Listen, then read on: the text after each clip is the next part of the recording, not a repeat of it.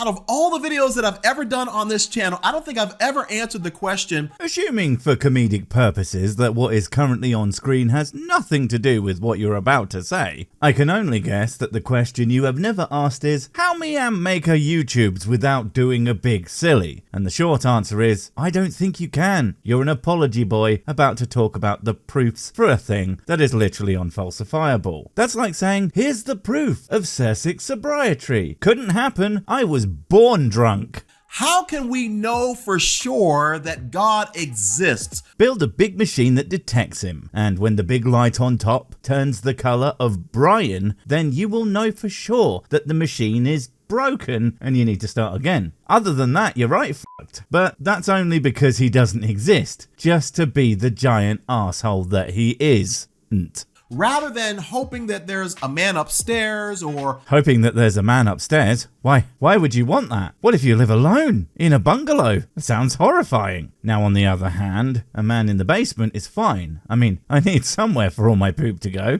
A higher power or a creator or whoever you want to call him. Like, I call him Speeve. It's a bit like Steve, but with the power of Parr. And Speeve, he's really just misunderstood. The guy never wanted people to think he was all-powerful. He just said that he invented the Unoverse, which is just the cinematic universe for the card game of Uno. But people thought he said something different and it just snowballed into a whole thing. Of course, then he went and told some chick that she got pregnant from his Holy Spirit, which was, you know, just jizz. And then it all happened again. I told him he's got to stop lying to people, but now he's got this crypto coin, and honestly, I just give up. How can we have some tangible proof that we actually do have a God who exists? Well, I would say just video one of his many miracles that he does all the time because he can. Although weirdly enough, this supernatural being that lives outside of the universe conveniently stopped doing all the many miracles he definitely did the second everyone on the planet, more or less, had access to high quality cameras at all time. Also, you know, ghosts, monsters, psychics, all of them stopped doing stuff at the exact same time. Weird. So in this video, we are going to give you 6 proofs of God's existence coming up. Awesome. 6 whole proofs. And I bet they won't be completely stupid. They will only be mostly stupid, and the rest will be lies or misunderstandings done either on purpose or by accident, but still to trick people into thinking it's not stupid. Or not, I don't know, but it's not going to be good proof no matter what it is. That's just science. Hey my friend, welcome back to The Beat. My name is Alan Parr. Thank you so much for tuning in. If this is your first time here, it's a pleasure. Beets? Ew, I hate that vegetable, mostly because it's a vegetable and is hardly made of whiskey at all. And it is a pleasure for you to have me here. You are very welcome, you lucky son of a gun. I wish I was you just to have the chance to be in my amazing presence. Because I love being in boxes. It's a pune. If you want to know the entire story of the Bible, click the link in the description box below. Wow, I can just click a link now and know the entire story of the Bible? Okay, awesome. Let's have a look. Alright, yeah, that makes sense. If you enjoyed this video, consider subscribing. Hit that little bell notification so you won't miss a beat. Yes, all that, but for me, because if you subscribe to him, you won't get to hear me make mildly amusing non sequiturs and references to mild alcoholism and or my penis. And while you could live without those things, I guess, would you really call it living? Okay, so if you've ever wondered the question, I can't see God, I can't smell God, but... You forgot taste, feel, or detect by any means currently and probably ever will be available to humans, mostly because of his not realness. It is literally no possible way to detect him. Just wanted to make that clear before you say something really silly and demonstrate just how pants on head ridiculous you are. How do I know if he really exists or this whole thing that we see in our universe is just happening by chance? So, you know that's not like the only 2 possibilities, right? I mean, aside from the fact that God did it is still only an explanation if you know which God. So as explanations go, it is split into a lot of pieces on the old pie chart. But there's a possibility of no God and an intentional universe.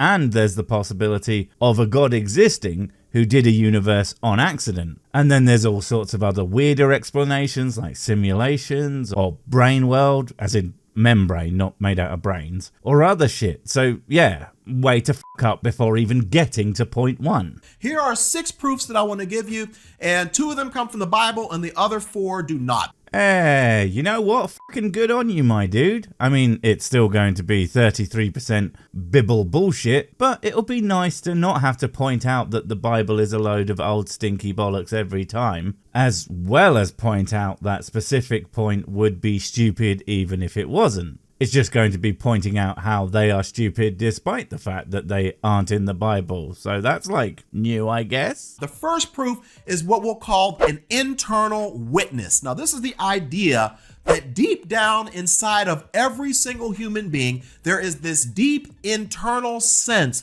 that there must be a God who exists. Okay, that's great and all, but no. You know there are people who exist who have no concept of God, right? They are born into families or cultures that literally just don't have the idea of God taught in them, so they just don't know about the concept either ever or until someone tells them about it, right? So what would that suggest to you? Because to me, that says that people don't really come to that conclusion in a vacuum, and you rely on other people telling you about it to even have the idea at all. But let's just say that people do get that internal sense of a G-man. Well, it's obviously not a specific one because of all the different versions. And even if you do get that feeling, humans also get other feelings that aren't actually related to things being there. People feel like there's something in the darkness of their house when there often isn't. I'm not in everyone's house at the same time. And some people feel like terrible things will happen if they don't do specific actions.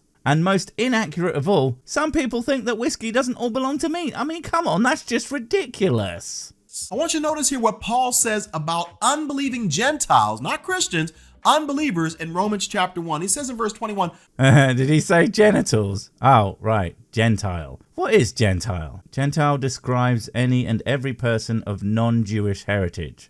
Okay, now as far as I understand, this couldn't be about Christians anyway. It's about non-Jewish folks in the Old Testament. Do you even read the book you claim to do is so smart? Or do you just say whatever words you find in it first that you think sound good? For although they knew God, so let's stop right there. He says that unbelievers, deep down in their spirit, they know God. Oh my God, they aren't non-believers, you fucking tool. They are believers in different gods. They are people who literally believe in some kind of deity. This is like saying the non-Subaru drivers would rather be driving a Subaru because they can drive another kind of car at all. Absolute meaningless twaddle and proof positive that you don't even know what the words you're saying mean. Oh. They know there has to be a God out there somewhere. Now look at verse 25. The people who believe in a different God believe in a different God. Oh, how very wise and big-brained smart guy of you. I am the big impress. What do they do with it? They exchanged the truth about God for a lie. So at some point... Christ, I'm not saying it again. Let's just skip to the next proof because this one is so staggeringly stupid, I can't even make fun of it anymore. Not because I feel bad, but because I'm excited to see if it gets any dumber. This shit sustains me. Also, I do want to check if... A fool says in his heart there is no God. Yeah, I thought so. They think that's such a good point, but my book says an idiot in his head say God am the big real. So who's right now, eh? So the second proof we'll call the external witness. And this is the idea that... Right, so we have one witless argument, and now we're going to have another completely witless argument. Awesome. Okay. So where does the witlessness of the outside come from exactly? I'm betting it's Scunthorpe. And not just because it has a sneaky swear in it, only mostly because of that. Not only has God placed it in the heart of every person, deep down intrinsically, that they know that there has to be a God somewhere out there. Dude, you already made this argument poorly, and I skipped the rest of it because of that. You don't get to sneak it in here to make the point that you don't know how poorly thought out the arguments you almost certainly got from other people are, okay? Wait, shit. But now God has left enough proof externally, specifically in nature.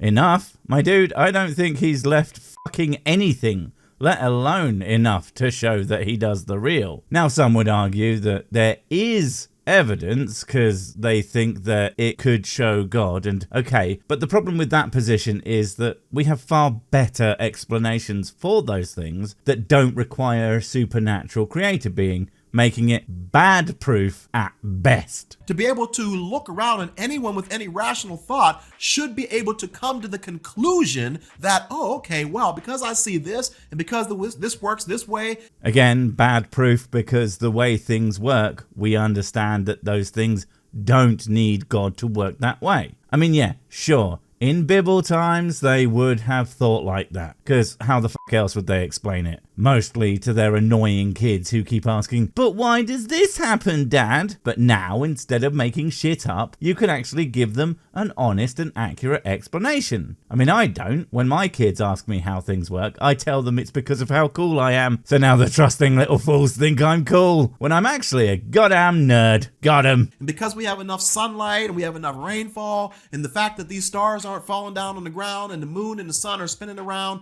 I'm sorry, what now? Because the stars aren't falling down? Let me just say that again if you missed it the first 2 times. Because the stars aren't falling down. My doody doodington, are you actually a moron? And I am seriously asking. I mean, I thought you were just ignorant to the meaning of a few words, but apparently this guy has no fucking idea what stars actually are. They aren't hanging in the sky. If a star fell to Earth, one of those fuckers would obliterate the goddamn planet. Because they are all basically a similar size or just multiple times bigger than our own sun. And that's already way bigger than the Earth. Who the fuck taught you this shit? Because they did you a huge disservice. And me a massive one, because this is hilarious. And the body heals itself whenever we get cut, and all these different things, right? Bodies can heal wounds, therefore God. Come the actual fuck on. In a world where they couldn't heal, there wouldn't be any people. So of course people can get better. Jesus, that's so asinine. I'm actually amazed. And yeah, that is worse than the last one, so good job. Next, please. We needs it. Okay, so now these next 4 proofs are what we'll call the traditional proofs that people have given over hundreds of years, centuries of years. Oh man, I mean, it's not like I'm surprised he can't come up with something new, but it would be kind of nice. And also he's missing the forest for the, if they had been around for so goddamn long, how come they don't have everyone convinced? Maybe, just maybe, people have refuted them and shown that they're actually, you know, kind of fucking stupid. Couldn't be that, could it? And the first one we'll look at is what's called the cosmological argument. And this word comes from the idea of cosmos, or the universe. Now, well, of course, it wouldn't be a bunch of super clever reasons God does the real without the cosmological argument. And you know, William Lane Craig would be spinning in his grave if he were not a zombie shambling the earth, to see someone else trying to use this one trick that totally proves God guys is. That's his thing. He's got nothing else, man. I'm going to go ahead and read an excerpt from Wayne Grudem's systematic theology book, which describes it in this way. Cool. Hope it's not instantly and obviously false or nothing like that, because that would suck. He says, every known thing in the universe has a cause. Therefore, it reasons the universe itself must also have a cause.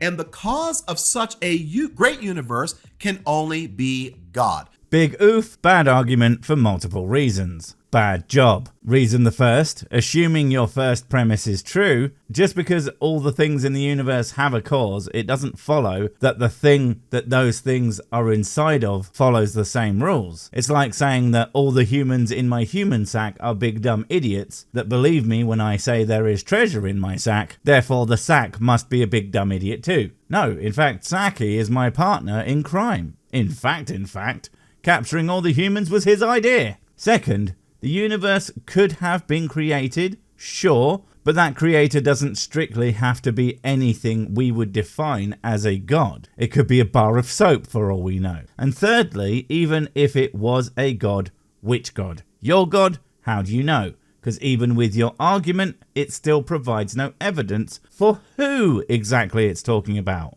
But for some reason, everyone always assumes it's their one. Bad argument, next one please. Okay, so the 4th argument is called the teleological argument. Oh, of course it is. I wonder what's coming next. I bet it's not the fucking watchmaker argument, again, which has of course never been debunked infinite times. Christ, I hope not. And that comes from the word telos, which is from the idea of end or purpose. Now, this argument, basically, I'm going to read back from Wayne Grudem's Systematic Theology book, and he says it focuses on the evidence of harmony, order, and design in the universe, and argues that its design gives evidence of an intelligent purpose. Right, that was a lot, and thankfully no watch boys. Yet. Hopefully never, but no. We have explanations for almost everything, and not one of them requires specific purpose for those things. In fact, it is all explained rather nicely by forces acting on things that cause them to be whatever way. So while if that wasn't the case, maybe this would be an argument of value, the fact that it is so unnecessary makes it just plain worthless in my humble and sexy opinion. Next. And not just because I don't want to give him a chance to say the watch thing. No. Now, the fifth argument is what's called the moral argument. Ah, the moral argument, which is ironically named because I posit it's so stupid it causes harm to the people who hear it, thus making it immoral to say out loud. But do go ahead. I don't give a fuck if you all get hurt. You think I'm moral? Bitch, I eat people. What do you think the sack is for? And this is the idea that basically inherent in every single person who has ever existed is this idea of right and wrong. Now, do some people go against their own conscience and do wrong? Of course there are, but there are also people who do things because they never learned right from wrong, or a different type of right from wrong, and nothing told them, no feeling came from nowhere to change their mind, unless it was another person who did so. Ipso facto, Dumbo argumentum. Next. Okay, and the sixth and final proof is a difficult one to wrap your mind around. Well, that doesn't say much coming from you and your inability to words, but go ahead. I'm sure it will be super goddamn convincing.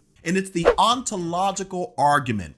Oh, fuck me. It's going to be this one, isn't it? And the idea here is if you can imagine some great maximal being, if you will, right? If you can imagine that being in your mind that can do all these things, that's all powerful, all knowing, that is all sovereign and in control of all things.